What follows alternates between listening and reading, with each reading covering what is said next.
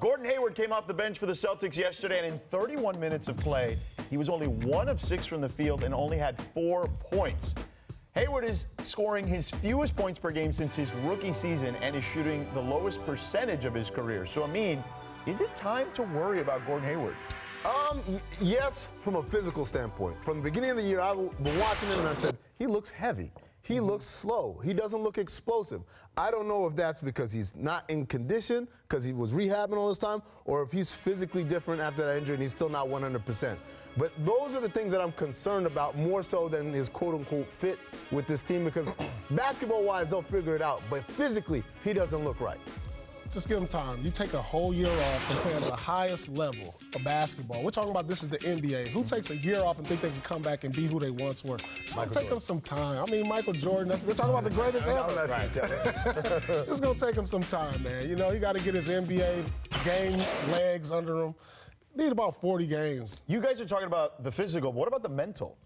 That's what I'm saying. It's going to take mentally and physically just – you know, get his NBA legs under him to where he's getting a rhythm and the game slows down for him, because we know this guy can play. Right. Yeah. You know, we know he can play, but it's a lot mentally that he's going through with the injury and physical. You know, you got to get back in that rhythm. It's going to take about 40 games. And they also, remember, they're all trying to figure it out as a team. And he has to think about this. He has to play a role he's never played before. Right, there's a log jam there. Yeah, he was the man in Utah. He comes to Boston now. He's one of the guys. So he has to figure that part out, too. Paul Pierce, which team has been the bigger disappointment? Amin's 8-9 Utah Jazz. Remember, Amin was pounding his chest on Utah at the beginning of the season. Or the 9-8 Boston Celtics, your squad.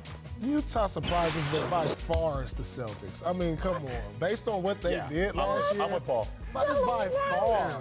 Like, the Celtics should be running through the East with the depth, with being healthy. I just don't believe they are where they are at this point.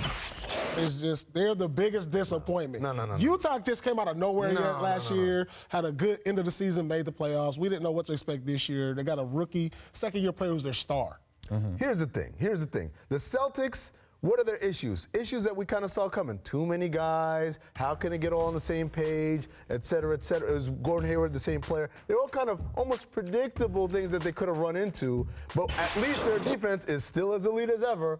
Utah, which was the #1 defense last year, has been in the top 3 defense the last 3 or 4 years. For them to be below average defensively is shocking, and everybody's healthy. They have no excuses. They just want to make me look bad because I put it out there. Thanks a lot, Utah. You're the biggest disappointment in the NBA. Well, you're just mad because of your prediction. Absolutely. But I'm with Paul on this because the talent is there in Boston. They have more talent than almost really anybody in the league outside of maybe the Warriors, top heavy, obviously. But as far as depth is concerned, the Celtics have the most talent potentially. So they've got to be the biggest disappointment. What's Utah's excuse? I mean, that's what I think. Like, what's Utah's excuse? What do y'all got? Who's hurt? Nobody. Right. Why can't y'all? But they're not as talented as the Celtics. Like defense, the one thing that you could hang your hat on in Utah for years now. They're bad at it. They're not just not elite. They're bad at it. Right. I don't think anyone saw. I didn't see that coming. Okay, me neither. You're right. I obviously didn't see that one coming. Yeah, clearly. Because you had him as a 2 seed. I mean, there's still time. He did. He had him as a 2 seed. Come on, man.